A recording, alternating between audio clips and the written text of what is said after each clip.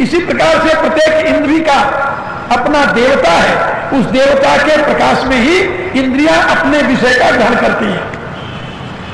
तो विषय करना सुर जीव समेता, अच्छा सुंदर रूप भी है, सुंदर आंख भी है, पूरा प्रकाश भी है, दिन का समय है, लेकिन जीवात्मा इसमें से राम नाम सत्य हो जाए, फिर क्या करेंगे? फिर आंखें देखेंगी दुनिया को, विषय को ग्रहण करेंगी नहीं करेंगे। इसलिए देवताओं से ऊपर कौन है? आपकी आत्मा, ये जीवात्मा। लेकिन इस जीवात्मा को भी प्रकाशित करने वाला कोई है, क्योंकि जीवात्मा स्वयं में कारण नहीं है। कुछ आचार्यों ने जीव को स्वतंत्र माना है और ऐसा भी कहा है कि उसका अनुरेश धर्म, जैसा कि उपनिषद में है, उसको यथार्थ रूप में स्वीकार करके कहा कि जीव का अनुस्वरूप है। लेकिन यथार्थ जीव का कोई स्वरूप नहीं है और न तो जीव का अलग अस्तित्व है। एक दिन मैं बताया था ना, whatever is limited that must be effect not cause. जो कुछ भी सीमित है वह स्वयं में कारण हो ही नहीं सकता, वह कार्य होगा। इसलिए जीव स्वयं में सीमित है, अणु है, लघु है, इसलिए ये कभी कारण हो ही नहीं सकता, ये नित्य हो ही नहीं सकता। इसका अवश्य ही कोई कारण होगा और उस कारण का ही ये अंश हो सकता है, मैनिफेस्टेशन हो सकता है, प्रकाश हो सकता है, ज्योति हो सकता है, कोई नाम दे दो। इसी भाव को सिद्ध करने के लिए गीता कहती है ममैवांशो जीवलोके जीवभूता सनातन। ये जीव परमात्मा की अभिव्यक्ति है, अंशाभिव्यक्ति। ईश्वर अंश जीव अविनाशी, इसी बात को तुलसीदास जी कहते हैं। और उपनिषदें भी इसी तत्व की घोषणा करती हैं। इसलिए यहां पर मैं आप लोगों को बता रहा था कि ये जो जीवात्मा है ये किससे प्रकाशित हो रहा है? जिससे ये प्रकाशित हो रहा है, जिसका ये प्रकाश है, जिसका ये कार्य है, जिसकी ये अभिव्यक्ति है, तुलसीदास जी कहते हैं वही मेरे राम है। सब कर परमा प्रकाशक जोई, राम अनादि अवधपति सोई। जो सबका परम प्रकाशक है वही राम है और वही अनादि अवधपति। ये शरीर जो आपका है ये अयोध्या है और इस अयोध्या का वही प्रकाशक, वही प्रभु है। तो मैं आप लोगों से निवेदन कर रहा था कि वह परमात्मा राम, परम ब्रह्म परमात्मा, परम पुरुष पुरुषोत्तम राम जो है, उस राम में जब आप अपने मन को लगाएंगे, अपनी बुद्धि को लगाएंगे, तो आप मानसिक रोगों से और बौद्धिक रोगों से मुक्त हो जाएंगे। मानसिक और बौद्धिक रोगों से मुक्त होने का और कोई दूसरा उपाय नहीं है। यही बात चरक संहिता में बताई गई है कि ईश्वर उपासना से मानसिक रोग दूर होता है, ईश्वर उपासना से बौद्धिक रोग दूर होता है। और यही बात रामायण में तुलसीदास जी ने बताया है उत्तरकांड में, और इसी की सीख महात्मा विभीषण उन मानसिक रोगियों को दे रहे हैं जो लंका के अधिपति रावण के अनुयायी और उसके परिवार के लोग हैं। रावण को भी इसी बहाने सीख मिल रही है कि काम क्रोध मद लोभ सब नाथ नरक के पंथ, ये पतन के रास्ते हैं। इसलिए सब परिहरि रघुबीर ही भजऊ भजई जही संत। इसलिए हे प्रभु, इनका त्याग करके आप रघुबीर का भजन कीजिए। कल मैंने बताया था, याद होगा, जिसमें 5 प्रकार की वीरता हो उसे रघुवीर कहते हैं। सबसे बड़ी वीरता त्याग वीर। राम का जीवन देखिए, पूरा जीवन त्याग में है। कहीं भी किसी भी अवस्था में आप नहीं ये पाएंगे कि भगवान राम ने अपने योग्यता और सामर्थ्य का प्रयोग अपने लिए किया। पूरे रामायण में कहीं प्रमाण नहीं, चाहे वाल्मीकि पढ़िए, अध्यात्म पढ़िए, तुलसी रामायण पढ़िए, कहीं भी एक प्रमाण नहीं मिलेगा आपको कि राम ने अपनी योग्यता और सामर्थ्य का प्रयोग अपने लिए किया। वो त्याग भी नहीं। अयोध्या के साम्राज्य के संबंध में तुलसीदास लिखते हैं कि अवधराज सुरराज सियाई, दशरथ धन सुनि धन जल जाई। अयोध्या का राज जिसको देख करके इंद्र भी सिहाता है, ईर्षा करता है। अयोध्या के वैभव को देखकर कुबेर भी लज्जित होता है।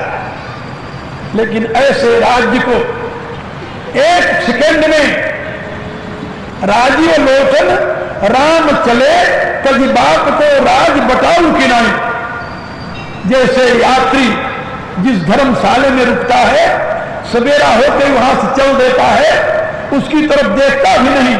इसी प्रकार से भगवान राम अयोध्या के साम्राज्य का त्याग करके जंगल को चल दिए।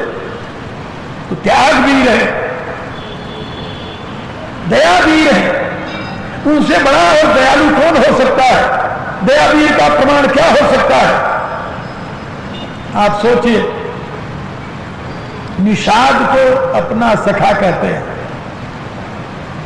कोल भिल्लों की बातों को सुनते हैं। और कैसे सुनते हैं? तुलसीदास लिखते हैं कि वेद वचन मुनि मन अगम, ते प्रभु करुणा ऐना, वचन किरातन के सुनत जिन पितु बालक देन। जैसे पिता अपने बच्चे की तोतली बात सुनता है, ऐसे किरातों की, कोलों की बात बैठ करके चित्रकूट में भगवान राम सुनते हैं। और इससे भी आगे बढ़िए, सीता की रक्षा में जटायु ने अपना प्राण दे दिया, लेकिन अभी श्वास उसके गए नहीं थे, जीवित था। समाचार भगवान राम को सुनाने के लिए भगवान राम जब देखा जटायु को, दौड़ करके उसको गोद में उठा लिया। और गोद में उठाते हुए तुलसीदास जी लिखते हैं,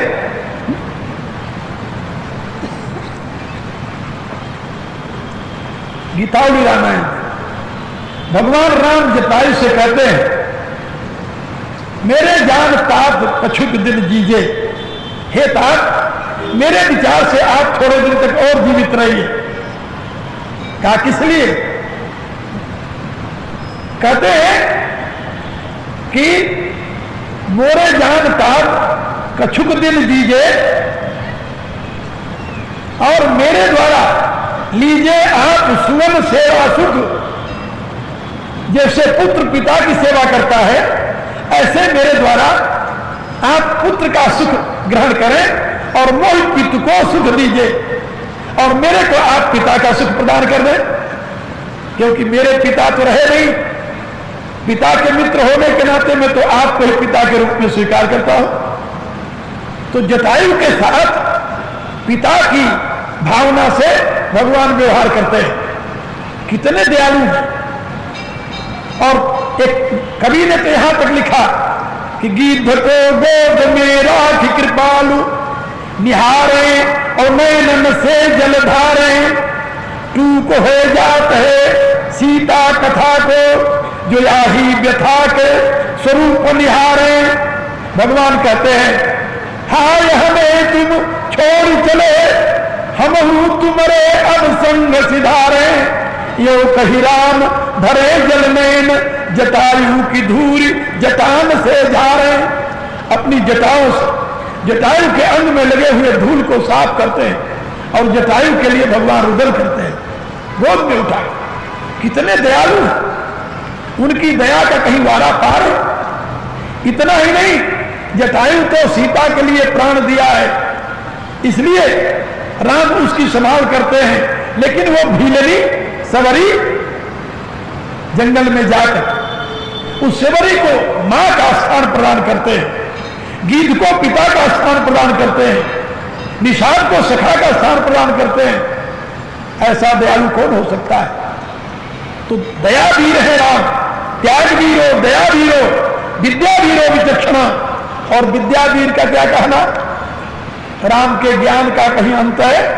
वाल्मीकि रामायण पढ़िए, और तुलसी रामायण पढ़िए, आपको पता चलेगा उनके विद्यावीर होने का। अल्पकाल विद्या से उपाय तुलसीदास लिखते, तो त्याग वीरो, दया वीरो, विद्या वीरो, विचक्षण, पराक्रम महावीरो। और पराक्रम उनका कितना महान है, कई उपाय सब मारे क्षण में कृपा निधान, महापराक्रमी। उनके पराक्रम की बात तो आप विश्वामित्र जी से पूछिए, उन ऋषियों से पूछिए जिसके सामने उन्होंने प्रतिज्ञा की थी।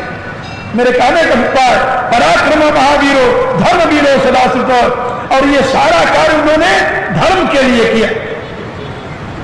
राम रघुवीर है, उनमें 5 प्रकार की वीरता निहित है। इसलिए विभीषण कहता है कि हे नाथ, आप रघुवीर की शरण लीजिए। और ये रघुवीर कौन है? ये रघुवीर राजकुमार नहीं है, समझा रहा है। तात राम नहीं न रघुपाला, ये राम कोई राजकुमार नहीं है। कहा फिर कौन है? काय भुवनेश्वर कालहू कर काला, ये भुवन ईश्वर है, संपूर्ण भुवनों के ईश्वर हैं और काल के भी काल हैं। काल की कलना कहां से शुरू होती है? प्रकृति के प्रवाह से। फिर याद रखो, काल की कलना कहां से शुरू होती है? जहां से प्रकृति के आविर्भाव का क्रम प्रारंभ होता है। इसलिए काल की सीमा प्रकृति है, प्रकृति से परे काल नहीं है। कैसे नहीं है? जैसे आप लोग दिन और रात देखते हैं ना, सवेरा होता है, वो देखते हैं सूर्य उदय हो रहा है। हाँ, कहीं कहीं तो सूर्य उदय का दृश्य इतना अद्भुत होता है। दार्जिलिंग के पास एक पहाड़ी है, वहां आप जाइए सवेरे, सर्दी के दिनों में भी 4 बजे आपको सूर्य उदय होता हुआ दिखाई देगा वहां उस पहाड़ी से, सवेरे सवेरे 4 बजे। और ऐसा लगता है जैसे पृथ्वी के नीचे से सूर्य निकल रहा है, इतना अद्भुत दृश्य होता है। और माउंट आबू में लोग जाते हैं सनसेट देखने के लिए, वहां ऐसा लगता है कि सूर्य जो है पृथ्वी में समा रहा है। और प्रत्यक्ष लोग देखते हैं, मगन होते हैं। लेकिन यथार्थ क्या है? क्या कभी सूर्य उदय होता है? क्या कभी सूर्य अस्त होता है? ना ना, प्रश्न ही नहीं पैदा होता। इस पृथ्वी से 200 मील यदि ऊपर उठ करके आप देखेंगे तो न तो कभी सूर्य उदय होता है न कभी अस्त होता है। ये तो काल्पनिक बात है। ये तो केवल पृथ्वी के ऊपर रहने के नाते, पृथ्वी के नाते आपको सूर्य उदय सूर्य अस्त दिखाई देता है, लेकिन तत्वतः सूर्य न उदय होता है न अस्त होता है। इसी रूप से काल की कलना जो है वो इस प्रकृति को लेकर के है। प्रकृति से परे जो तत्व है उसमें काल की पहुंच कहां है? वो तो काल का भी काल है। इसलिए प्रकृति से परे कौन है? कहा वही अव्यक्तात् पुरुषः पर पुरुषात्मा पर किंचित साकाष्ठा से अपरागति।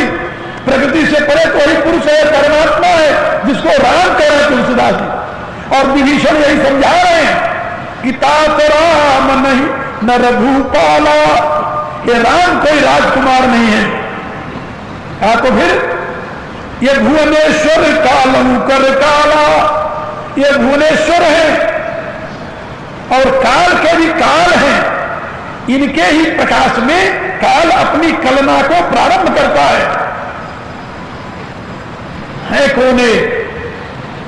एक बात और मजे की सुनिए, रावण के सामने जब कोई राम की महिमा का गान करता है तो बड़े ध्यान से वो सुनता है, इंटरप्ट नहीं करता। कोई भी जो भी रावण के सामने राम की महिमा का गान करता है, जब तक वो राम की महिमा का गान करता रहेगा बड़े शांति से सुनता है। बीच में नहीं कहता चुप रहो, बंद कर दो इसे, ऐसा नहीं करता। आप देखिए विभीषण राम की महिमा का गान कर रहे हैं, बड़े प्रेम से सुन रहा। हनुमान जी ने राम की महिमा का गान किया, बड़े प्रेम से सुना उसने। जो भी राम की महिमा का गान करता है, मंदोदरी राम की महिमा का बखान करती है, बड़े प्रेम से सुनता है। क्रोध कब आता है उसे जानते हो? राम की महिमा का गान करते रहो, लेकिन यह ना कहो कि सीता लौटा दो, बस। जहां कहा कि सीता को लौटा दो, कहां बस उसको यह सह नहीं है। तुलसीदास जी आगे लिखेंगे, जब ते ही कहा देन बेदेही तो चरण प्रहार की न सकते ही। जब उसने कहा कि सीता को लौटा दो, तब उसने उठकर लात मारना शुरू किया। राम की महिमा सुनता है वो। कभी भी किसी भी राम की महिमा का गान करने वाले को रावण ने मुंह बंद नहीं किया। आप यहां देखिए, विभीषण कह रहे उसके सामने, तात राम नहीं नर भूपाला, भुवनेश्वर कालू कर काला, ये ब्रह्म अनामय अज भगवंता, व्यापक अजित अनादि अनंता। ये राम ब्रह्म है मेरे प्रभु, राम ब्रह्म है। कौन से ब्रह्म? ब्रह्म के तो कई रूप हैं। हाँ, गीता में ही ब्रह्म शब्द का प्रयोग 5 अर्थों में हुआ है। हाँ, उपनिषदों में भी ब्रह्म का शब्द का प्रयोग कई अर्थों में हुआ है। एक परम ब्रह्म है, एक महत ब्रह्म है, एक ब्रह्म है, एक शब्द ब्रह्म है। किस ब्रह्म की बात कर रहे हो तुम? गीता में, उपनिषदों में इन अर्थों में ब्रह्म शब्द का प्रयोग हुआ है। अब ब्रह्म की विवेचना कर रहे हैं तो राम ब्रह्म है। कौन से ब्रह्म है? कौन से ब्रह्म ने? ब्रह्म कई है क्या? नहीं नहीं, ब्रह्म शब्द का कई अर्थों में प्रयोग हुआ है। तो उनमें से किस अर्थ में तुम राम को ब्रह्म बता रहे हो? तो विभीषण कहते हैं ये राम जो है ये ब्रह्म है। तात राम नहीं नर भूपाला, भुवनेश्वर कालू कर काला। ये ब्रह्म अनाम है, वह ब्रह्म जो आमय रहित है। आमय माना रोग। राम वह ब्रह्म है जो रोग रहित है। रोग रहित माने प्रकृति के विकारों से जो रहित है। आमय क्या है? प्रकृति। रोग क्या है? प्रकृति। प्रकृति के 3 गुण यही रोग के कारण बनते हैं। जैसे तुलसीदास जी ने लिखा, काम बात कफ लोभ अपारा, क्रोध पित्त नित्य छाती जा रहा। ये कफ वित्त बात, इन्हीं तीनों के द्वारा शरीर में रोग होता है। और सतोगुण रजोगुण तमोगुण, इन्हीं तीनों के द्वारा बुद्धि में रोग होता है, मन में रोग होता है। तो ये 3 गुण जो है, इन्हीं से 3 तत्व पैदा हुए हैं। ये कफ पित्त बात जो 3 तत्व है, हाँ, आयुर्वेद में यही 3 तत्व माने गए हैं। इन्हीं के आधार पर पूरी चिकित्सा पद्धति प्रतिष्ठित है। और ये तीनों तत्व 3 गुणों की अभिव्यक्ति है। 3 गुणों की। रजोगुण की अभिव्यक्ति पित्त है, तमोगुण की अभिव्यक्ति कफ है, और सतोगुण की अभिव्यक्ति बात है। ये बात, पित्त और कफ, ये तीनों गुणों की अभिव्यक्तियां हैं। और इन्हीं तीनों गुणों से रोग होता है। यदि ये समावस्था में रहे फिर तो शरीर ठीक रहता है, और यदि इसमें कोई विषमता आ जाए तो फिर क्या पूछना, फिर तो शरीर रोग का घर बन जाता है। इसी रूप से यदि तीनों गुण अपने अपने स्थान पर रहें, तमोगुण का कार्य निद्रा है। जब आपको सोने की रुचि हो तो आप आवाहन कीजिए, या देवी सर्वभूतेषु निद्रा रूपेण संस्थिता, नमस्तस्यै नमस्तस्यै नमस्तस्यै नमो नमः। और वो भगवती आकर निद्रा देवी के रूप में आपको अपने अंक में ले ले, आप सो जाइए। तमोगुण का कार्य वो आपके लिए हितप्रद है, शक्तिप्रद है, स्वास्थ्यप्रद है। विवेकप्रद है, बुद्धिप्रद है, बलप्रद है। लेकिन यदि तमोगुण की वृद्धि हो गई तो हर एक स्वस्थ व्यक्ति को 6 घंटे से ज्यादा नहीं सोना चाहिए। याद रखो, केवल 6 घंटे। शास्त्र में बताया गया कि 10 बजे बेड पर चले जाओ और 4 बजे उठ जाओ, 11 बजे जाओ तो 5 बजे उठ जाओ। लेकिन 6 घंटे से अधिक जो सोता है वो अपने आयु का क्षरण करता है, उसकी आयु नष्ट होती है। योगी साधक के लिए 4 घंटे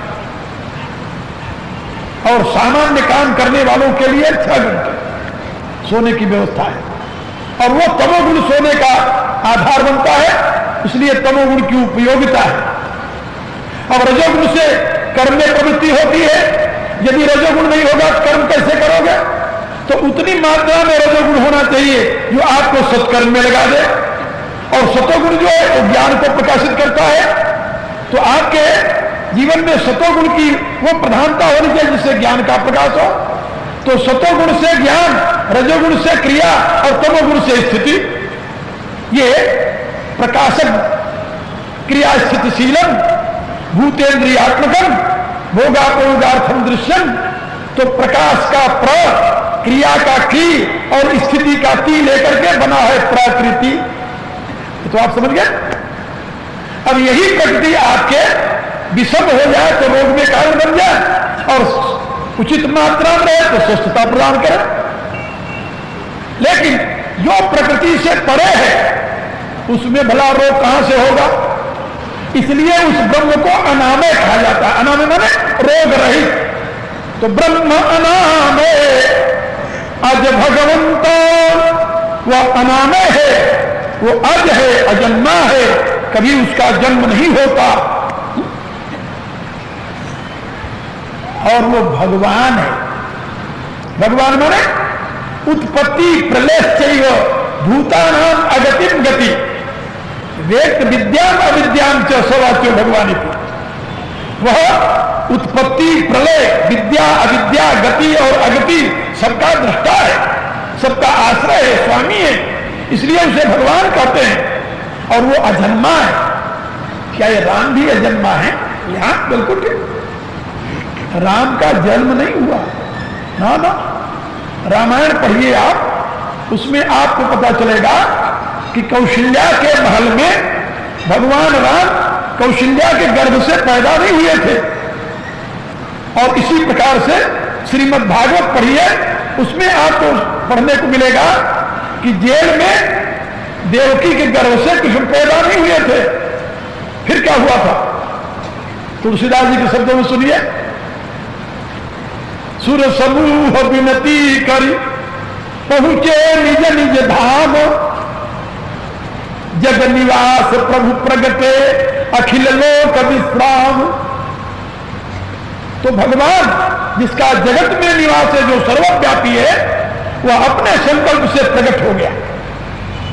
ये बात भगवान ने पहले ही मनु शत्रुपा को बता दिया था कि मैं पुत्र तो तुम्हारा होऊंगा, लेकिन तुम्हारे गर्भ से मैं पैदा नहीं होऊंगा। कहा तो फिर कहा इच्छा में नरवेश समारे हुई हूं प्रगट निकेत तुम्हारे। मैं अपने इच्छा अनुसार मनुष्य स्वरूप धारण करके तुम्हारे महल में प्रकट हो जाऊंगा। ये मनु शत्रुपा को वरदान में कहा था।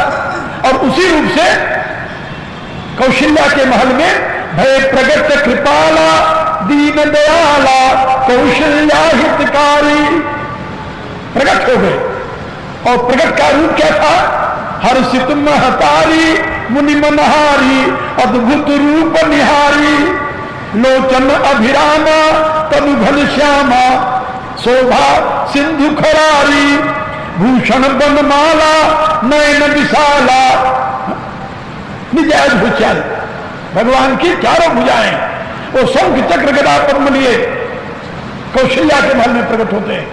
और जब माता प्रार्थना करती है, माता अपनी बोली सोमति डोली तजल ताती हरूपा, तब भगवान कहते हैं ये रूप छोड़कर क्या करूं? काकी जय शिशुलीला अति प्रियशीला यह सुपरमनुपा, आप बच्चे बन जाओ तब मेरे पुत्र कहलाओगे। इस रूप में कौन मानेगा कि तुम मेरे पुत्र हो?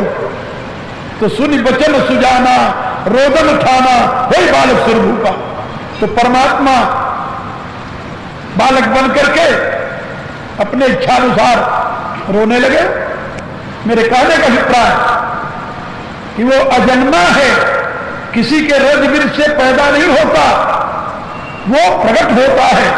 इसलिए उसका शरीर जो है वो भौतिक शरीर नहीं होता, वो चिन्मय स्वरूप होता है। महर्षि वाल्मीकि भगवान के यथार्थ स्वरूप का अवबोधन कराते हुए कहते हैं कि प्रभु चिदानंद में देह तुम्हारी, ये विगत विकार जान अधिकारी। हे प्रभु, आपका ये जो स्वरूप है ये तो सच्चिदानंद में है, इसमें कोई विकार नहीं, माया रूपी विकार से रहित है। लेकिन इसको कोई अधिकारी ही जान सकता है, सब नहीं जान सकते आप किस लीला विग्रह को। तो मेरे कहने का अभिप्राय कि विभीषण अधिकारी हैं, भक्त हैं, संत हैं, और उन्होंने वरदान मांग रखा है, कहीं मांगो भगवंत पद कमल अमल अनुराग अपनी तपस्या के बदले में। और ब्रह्मदेव ने उनको समझाया है कि श्रीमन नारायण स्वयं राम रूप में अवतार लेकर के तुम्हारे यहां आएंगे, तभी से प्रतीक्षा कर रहे हैं। इसलिए हनुमान जी को देखते पूछा था कि तुम राम दीन अनुरागी आयो कर्म मोहि बड़भागी। अब वो रावण को समझा रहे हैं कि राम ब्रह्म अनामय अज भगवंता, ये व्यापक अजित अनादि अनंता, ये सर्वव्यापी है, अजय है, अनादि है, अनंत है। ऐसे भगवान को क्या जरूरत पड़ी थी इस संसार में जन्म लेने की, अवतरित होने की? तो विभीषण जी कहते हैं, कहा कि प्रभु, ये भगवान जो राम के रूप में अवतार लिए हैं, ये एक विशेष उद्देश्य लिए। ब्रह्म अनामे अज भगवंता, व्यापक अजित अनादि अनंता, गो द्विज देव धेनु हितकारी, कृपा सिंधु मानुष तनुधारी। कहा ये तो कृपा के समुद्र है, परमात्मा करुणा सिंधु है। जो लोग परमात्मा को निराकार मानते हैं वो भी तो ये मानते हैं कि परमात्मा निग्रह और अनुग्रह करता है, वो भी तो मानते हैं परमात्मा दयालु है, कृपालु है, करुणा का सागर है। तभी तो उसकी उपासना की सीख देते, नहीं तो उसका प्रयोजन ही क्या रह जाएगा। जब निराकार परमात्मा में भी कृपा है, दया है, करुणा है, बोला आप बताइए ये गुण किसी शून्य में होगा या किसी आकृति युक्त में होगा? कहां हो सकता है? सोचिए जरा। जो इस प्रकार के दिव्य गुणों से युक्त है उसको कैसे कहा जा सकता है वो निर्गुण है? कहा, लेकिन शास्त्र को कहता है निर्गुण है, और उसमें इस प्रकार के गुणों की व्याख्या भी करता है। दया गुण नहीं है क्या? कृपा गुण नहीं है क्या? करुणा गुण नहीं है क्या? कहा है, कहा इन गुणों से युक्त होते हुए आप परमात्मा को निर्गुण कैसे कह सकते हो? कहा फिर शास्त्र में जो निर्गुण कहा गया है उसका क्या अर्थ होगा? उसका अर्थ है देवताओं प्रकृति के गुणों से परे है, उसमें प्रकृति के गुण नहीं है, उसमें सत्य नहीं है, रज नहीं है, तम नहीं है। तो प्रकृति के गुणों से परे होने के नाते वह परमात्मा निर्गुण है, और दिव्य गुणों से युक्त होने के नाते ही वो गुण सागर कहा जाता है। जय निर्गुण जय जय गुण सागर, ऐसा तुलसीदास ने कहा है। तो यहां पर विभीषण राम तत्व का अवबोधन कराते हुए रावण को समझा रहे हैं कि वह कृपा सिंधु है, गौ ब्राह्मण देवता और पृथ्वी के उद्धार के लिए वह निराकार परमात्मा निराकार होकर के आया है। इसलिए तुम उस परमात्मा का चिंतन करो, उसकी शरण स्वीकार करो, जिससे तुम्हारा उद्धार हो, जिससे तुम्हारा कल्याण हो। एक बात याद रखो, जिसके गुण को हम समझते हैं, जिसकी महिमा हम समझते हैं, जिसकी विशिष्टता समझते हैं, उसमें हमारा मन अपने आप लगने लगता है। ये संसार के विकारों से ग्रसित मन को यदि शुद्ध करना है, निरोगी करना है, तो उसे एक ऐसे तत्व में लगाना होगा जो संसार से परे है, संसार की परिधि से परे है।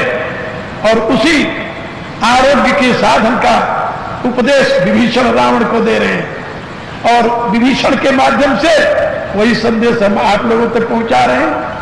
आप लोग स्वयं इसमें निश्चय करें कि शारीरिक रोग से तो उतना संताप, उतनी पीड़ा, उतना दुख नहीं मिलता मनुष्य को जितना मानसिक और बौद्धिक रोग से मिलता है। और मानसिक और बौद्धिक रोग की व्याख्या मैंने पहले बता दी आप लोगों को। इसलिए उन महान रोगों से मुक्त होने के लिए स्वयं को उस परमेश्वर में अनुरक्त करने का प्रयत्न कीजिए। आगे विभीषण क्या समझाते हैं, उन्होंने मेरे से कहा कि समय ज्यादा हो गया, कल बता देना, इसलिए हम यही अपनी वाणी को विराम देते हैं। सुख स्वप्न का बीती निशायब जागरे, नाते सभी तन से किए, माँ बाप पुत्र कलत्रये,